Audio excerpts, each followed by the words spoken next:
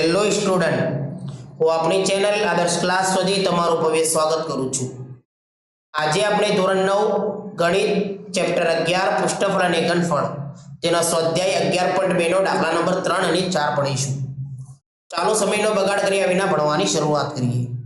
દાખલા number 3, 10 semi ત્રિજ્યાવાળા અર્ધગોળાનું કુલ પૃષ્ઠફળ શોધો। પાય બરાબર 3.14 લો। સૌથી પહેલા આપણે અર્ધગોળાનું શું કરી દઈએ, આકૃતિ દોરી દઈએ। અર્ધગોળાની આકૃતિ દોરી દઈએ।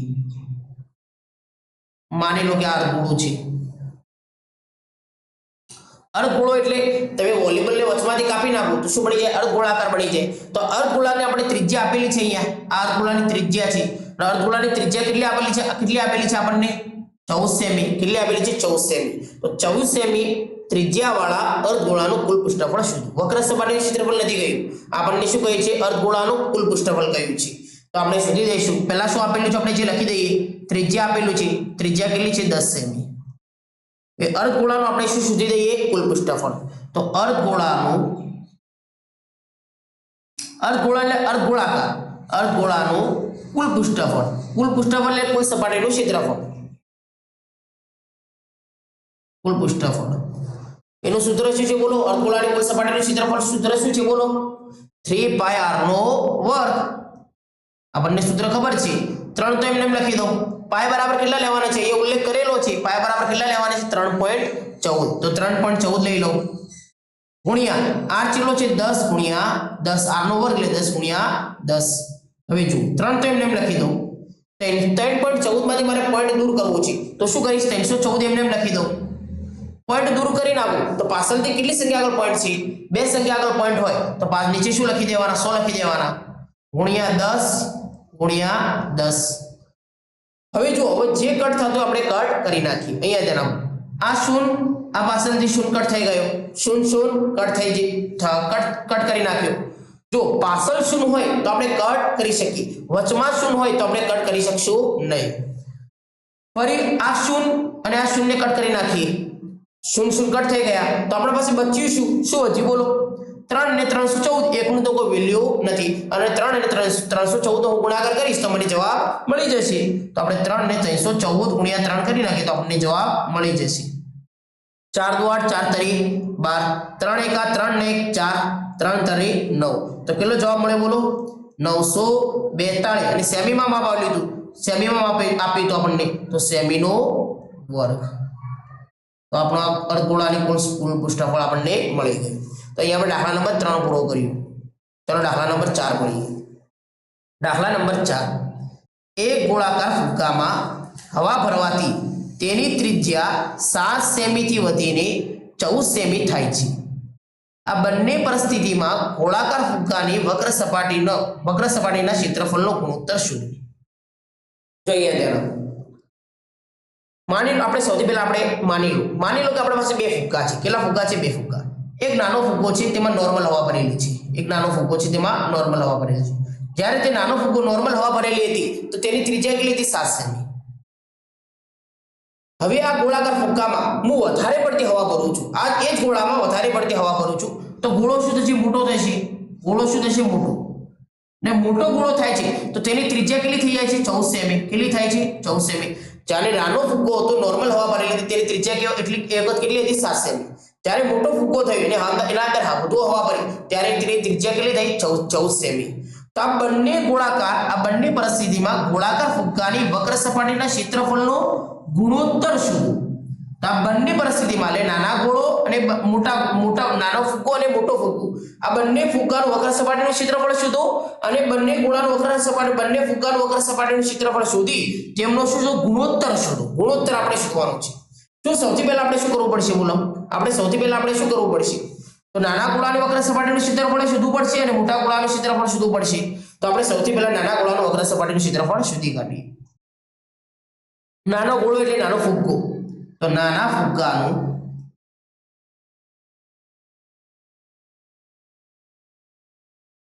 વક્ર સપાટીનું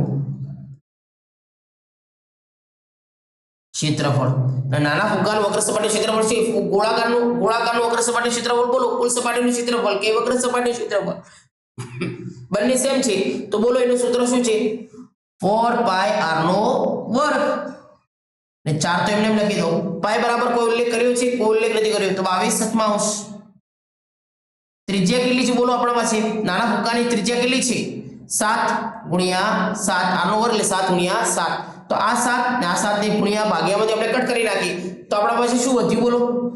સૌથી 7 ચોંગ 28, 7 ચોંગ 28 ને 28 ગુણ્યા આપણે 22 કરી નાખી તો આપણો જવાબ મળી જશે. 28 ગુણ્યા 22.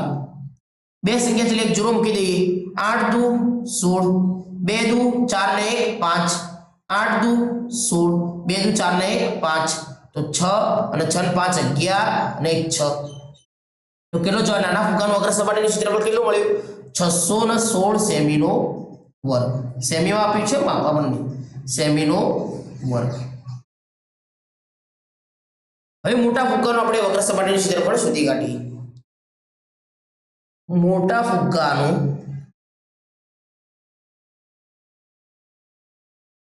વક્ર સપાટીનું ક્ષેત્રફળ, એનું સૂત્ર શું છે બોલો? 4 પાય r નો વર્ગ. તો 4 તો એમને એમ લખી દો. પાય બરાબર કેટલા લખો? 22/7 કોઈ ઉલ્લેખ કર્યો નથી, તો 22/7. ને ત્રિજ્યા કેટલી છે બોલો મોટા ફુગ્ગાની? મોટા ફુગ્ગાની ત્રિજ્યા 14 સેમી છે, તો 14 ગુણ્યા 14 અને 7 દુ 14, 7 દુ 14. હવે અહીંયા ધ્યાન આપો. સૌથી પહેલા આપણે 4 અને 2 નો ગુણાકાર કરી દઈએ, તો 4 દુ 8, 8 ગુણ્યા 22 કરી નાખીએ. 22 ગુણ્યા 8 તો કેટલા થશે?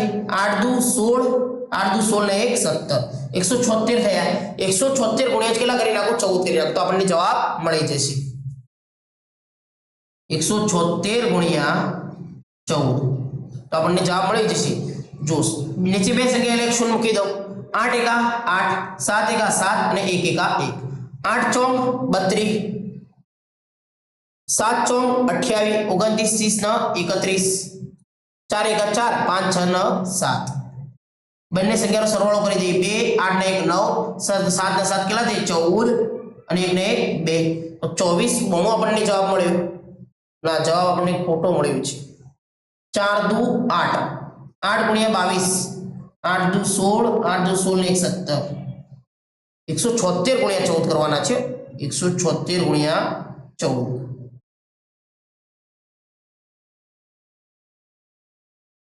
176 ગુણ્યા 14 કરવાના છે. 0 176 એકા 176, 6 ચોંગ 24, 7 ચોંગ 28, 28 29 30, 4 એકા 4, 5 6 ને 7, તો 4 6 7 ને 7 14 અને 1 ને 1 2, તો 24 64 આપણને જવાબ મળી ગયો. કેટલો જવાબ મળ્યો? 24 64 સેમીનો વર્ગ. તો મોટા ફુગ્ગાનું પણ આપણને શું મળી ગયું? વક્ર સપાટીનું ક્ષેત્રફળ મળી ગયું. મોટા ફુગ્ગાનું પણ વક્ર સપાટીનું ક્ષેત્રફળ મળી ગયું. હવે આપણને શું શોધવાનું? બંને ગોળાકાર ફુગ્ગાની વક્ર સપાટીનું શું શોધવાનું હતું? ક્ષેત્રફળનો ગુણોત્તર શોધવાનું હતું. તો આપણે બંને ગોળાનો વક્ર સપાટીનું ક્ષેત્રફળનો ગુણોત્તર શોધી દઈએ. હવે બંને ફુગ્ગાનું વક્ર સપાટીનું ક્ષેત્રફળનો ગુણોત્તર, ક્ષેત્રફળનો ગુણોત્તર. ગુણોત્તર એટલે ભાગાકાર. ભાગાકાર કોને કહેવાય? ઉપર શું લખશો? મોટા આપણે ઉપર નાના ગોળાનું વક્ર સપાટીનું ક્ષેત્રફળ લખશું. ઉપર લખશો નાના ગોળાનું, નાના ગોળા નહીં, નાના ફુગ્ગું, નાના ફુગ્ગાનું વક્ર સપાટીનું ક્ષેત્રફળ ભાગ્યા મોટા ફુગ્ગાનું વક્ર સપાટીનું ક્ષેત્રફળ. નાના ફુગ્ગાનું વક્ર સપાટીનું ક્ષેત્રફળ કેટલું છે આપણા પાસે? નાના ફુગ્ગાનું 616 સેમીનો વર્ગ, 616 સેમીનો વર્ગ. ગુણોત્તર એટલે શું? ગુણોત્તર એટલે ભાગાકાર જ. નાના ફુગ્ગાનું જે વક્ર સપાટીનું ક્ષેત્રફળ મળ્યું એ અને મોટા ફુગ્ગાનું જે વક્ર સપાટીનું ક્ષેત્રફળ મળ્યું એ બેનો આપણે શું કરી દઈશું? ભાગાકાર કરી દઈશું. તો આપણને ગુણોત્તર મળી જશે. તો નાના ગોળાનું વક્ર સપાટીનું ક્ષેત્રફળ કેટલું હતું બોલો? 616 ભાગ્યા મોટા ગોળાનું વક્ર સપાટીનું ક્ષેત્રફળ કેટલું છે બોલો? 24 64. હવે આપણે કટ કરી નાખીએ અને બેનો ભાગાકાર કરી નાખીએ. જો ધ્યાનથી જોજો કેવી રીતે આપણે ભાગાકાર કરીએ છીએ. સૌથી પહેલા તો ઉપરની સંખ્યા બે વડે કટ થશે, નીચેની સંખ્યા પણ બે વડે કટ થશે. શા માટે? કે પાછળ બેકી સંખ્યા છે, તો બેકી સંખ્યા હોય તો બે વડે કટ થઈ જશે. જુઓ હવે અહીંયા જરા હું 2 નો ઘડે 6 સુધી બોલું. 2 તરી 6, 2 તરી 6. હવે 1 ને 2 ના હવે 1 લઈએ. 1 2 ના ઘડિયામાં આવે ના આવે તો ભાગ ના ચાલે તો 6 ને લેવો પડશે, તો 16 થશે. તો ભાગ ના ચાલે એટલે 16 લીધેલો 1 શૂન્ય મૂકી દઈએ. હવે 16 2 નો ઘડે 16 સુધી બોલો. 2 2 8 16, 2 8 16. હવે નીચેથી 2 ને ઉડાડીએ. 2 કા 2, 2 દુ 4, 2 તરી 6, 2 દુ 4. તો આપણે બે વડે કટ કરી નાખ્યું. હજુ 308 અને 1232 હજુ બે વડે કટ થશે, હજુ બે વડે કટ થશે. જો 2 નો ઘડે 3 સુધી બોલો. શા માટે? કે બેકી સંખ્યા પાછળ છે. તો 2 કા 2, 3 માં કેટલા વધ્યા? 1 વધ્યા. તો 1 ને 0 સાથે જોઈન્ટ કરો, તો 0 સાથે જોઈન્ટ કરીશ તો 10 થશે. તો 2 પંચા 10 અને 2 ચોંગ 8. હવે નીચે આપણે કટ કરીએ. 2 નો ઘડે 1 નો પહેલા 1 ને લઈએ. 1 નો 1 તો 2 નો ભાગ ચાલે નહીં, 1 થી 2 નો ભાગ ચાલે નહીં, તો 1 ના સાથે 2 જોઈન્ટ કરીએ તો 12 થશે. તો 2 નો 12 સુધી આપણો 2 નો ઘડિયો બોલો. 2 6 12, 2 કા 2, 3 માં 1 વધ્યો, 1 ને 2 સાથે જોઈન્ટ કરો, 2 6 12.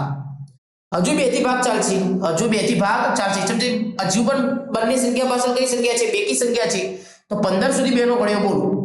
2 2 પંચા 10, 2 6 12, 2 6 12, 2 સીતા 14, 2 સતા 14. 15 માં 1 બચ્યું, 1 ને 4 સાથે જોઈન્ટ કરો તો 14 થશે. તો 2 સીતા 14, 77 જવાબ આવ્યો. નીચે આપણે બે વડે કટ કરીએ. 2 તરી 6. હવે ભાગ ચાલશે, 1 ને લઈએ. 1 નો ભાગ 2 થી ચાલશે નહીં, તો 1 શૂન્ય મૂકી દઈએ અને 1 નાથી 16 ને જોઈન્ટ કરી દઈએ. તો 2 નો ઘડે 16 સુધી બોલો. 2 8 16, 2 8 16. હવે જો અહીંયા તેના હજુ 77 આપણા પાસે કેટલું બચ્યું? આપણે પહેલા લખી દઈએ કે જે આપણા પાસે શું બચ્યું આપણા પાસે? 77 ઉપર બચ્યા અને નીચે કેટલા બચ્યા આપણા પાસે? 308. હવે આપણે એમને કટ કરીએ. જો અહીંયા તેના બે વડે તો કટ નહીં થાય. શા માટે? ઉપર બેકી સંખ્યા નથી. 77 પાછળ બેકી સંખ્યા નથી. બે વડે કટ પણ નહીં થાય. 3 વડે પણ કટ નહીં થાય. શા માટે? કે બંને સંખ્યાનો સરવાળો 3 ના ઘડિયામાં આવતું નથી. 5 વડે પણ કટ નહીં થાય. હવે 7 વડે કટ થાય છે કે નહીં? જો આપણે 7 વડે કટ કરીએ. 7 વડે કટ થઈ જાય. જો 7 એકા 7, 7 એકા 7. હવે આપણે 30 ને 7 વડે કટ કરીએ. પહેલા 3 લઈશું, 3 નો ભાગ 7 થી ન ચાલે એટલે 0 નો એડ કરી એટલે 30 લઈશું. તો 7 નો ઘડે 30 સુધી બોલો. 7 ચોંગ 28. 30 માં કેટલા બચ્યા? 2 બચ્યા. તો 2 ને 8 સાથે જોઈન્ટ કરી નાખો. કેટલા થયા? 28. તો 7 ચોંગ 28.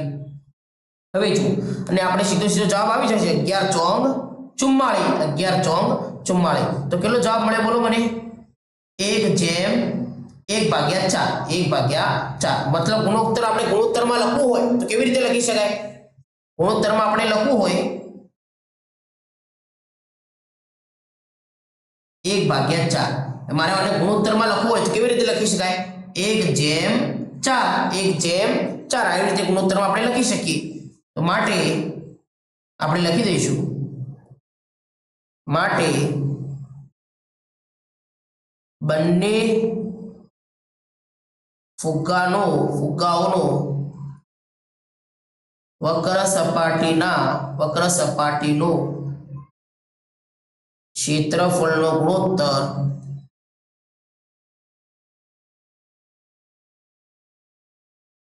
1/4 થાય.